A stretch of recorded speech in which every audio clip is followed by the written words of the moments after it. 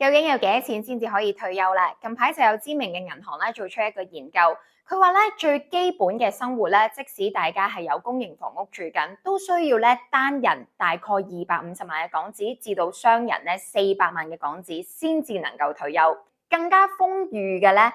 萬左右啦。我哋有1億都冇用㗎，會使晒㗎。咁今集我一次過咧會同大家盤點咧呢4種啦。退休方式入邊需要有幾多錢？未達標嘅應該有啲咩注意嘅地方啦？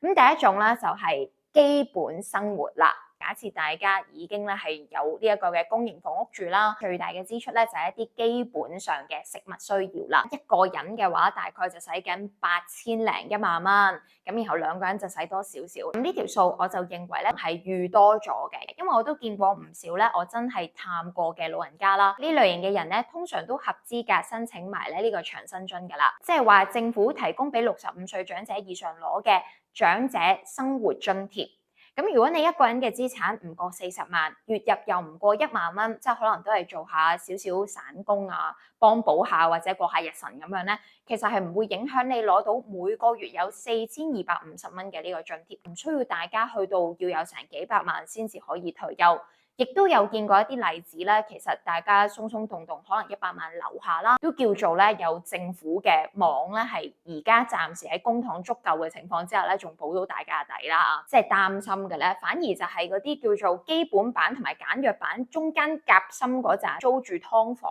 咧，呢一紮嘅朋友咧，係冇被呢個研究所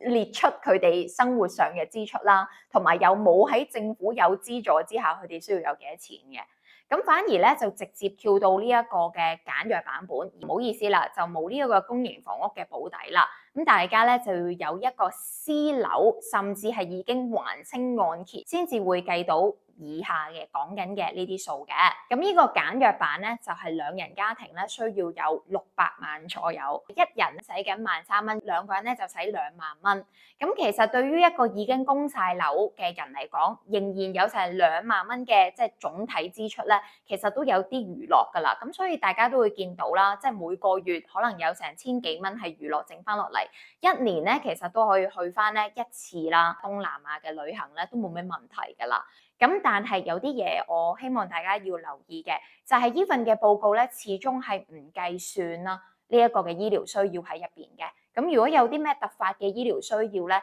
其實大家係要另外再補錢上去啦。咁直接咧去到舒適版啦，2人家庭咧就需要咧有呢一個1000萬嘅。更加豐裕嘅咧，16萬左右啦。喺呢2個嘅明細表咧，大家會見到佢哋嘅仔細支出喺邊度。咁但係總括而言，佢哋咧都有請到一個工人，又或者係家務助理幫自己手啦，又或者喺交通上面咧係會俾大家支出咗，可能因為搭的士啊，又或者係甚至喺房屋上邊，我就覺得可能係管理費，又或者係幫緊子女供樓等等啦。食物嘅版本上面啦，2個人咧1個月嘅支出去到17700蚊啦。咁不過大家要記得啊，之前去文華一個人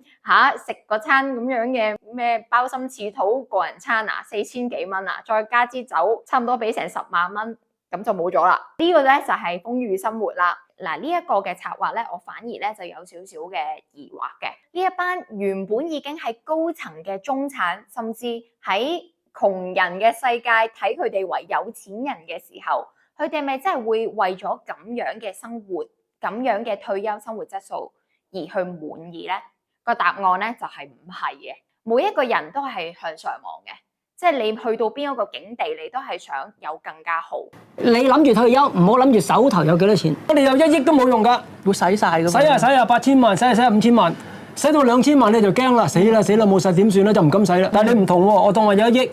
或者係買資產，我當佢得3厘啫。係。我1年有300萬，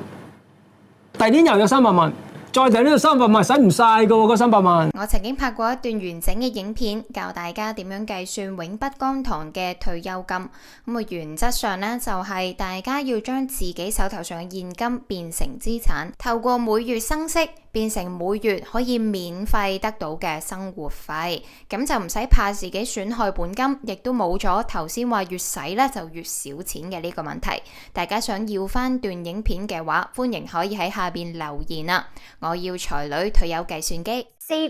嘅回報就會成為你嘅生活費啦。咁原理就係你嘅本金越多，嗰4% 嘅回報就會越多，即係好似你放100萬同放1億入去做定期，攞嘅嗰4厘嘅利息收入咧就會有唔同啦。咁但係4% 法則咧講定期咧，大家可能會更加明解，但係邊有定期係可以幾廿年都不變係4厘先得㗎？近排咧我就拍咗一條影片啦，教大家點樣先至可以長收3至到4厘嘅定期利息。喺而家呢一個嘅市況咧，債息咧都去到4至到5厘嘅。如果大家有興趣睇下咧經濟唔好嘅情況之下，避險資產點樣致富啦，咁可以睇翻呢一條嘅影片，喺影片嘅右上角 click 翻入去就可以見到噶啦。基於呢一個複雜性啦，其實有好多人咧已經係唔明解噶啦，即係例如我做老人義工嘅時候，冇人會同我去講過啊，佢自己嘅退休嘅投資上面有啲咩嘅部署啦。直至到我做 FinTech 嘅時候，更加多可能係中產嘅家庭去接觸我嘅時候咧，先至會發現啊，原來咧佢哋開始有揀緊呢個基金啊、債券啊，但係仍然都未知道呢個本金係唔應該要蝕嘅，因為如果呢個本金越嚟越少，一路蝕錢，你一路輸錢落去，佢無論派緊10幾厘息俾你都好啦，你個本金越嚟越細，你乘翻呢一個嘅息率之後咧，攞翻嘅利息咧都會越嚟越少嘅。呢嚿錢如果佢唔自己去自動工作嘅話咧，一樣都係會隨住時間嘅貶值，再加上人嘅慾望咧係會不斷咁膨脹嘅。有啲人咧就希望即係快啲跳入去棺材啦，即係 touch wood 啊，有人係咁諗噶。咁但係活在世上仍然開心嘅咧，大部分亦都會同我講，我想去多啲旅行啊，不過我冇咁嘅錢咯。其實我都想俾個仔女去做呢啲嘢㗎，不過我冇咁嘅錢咯。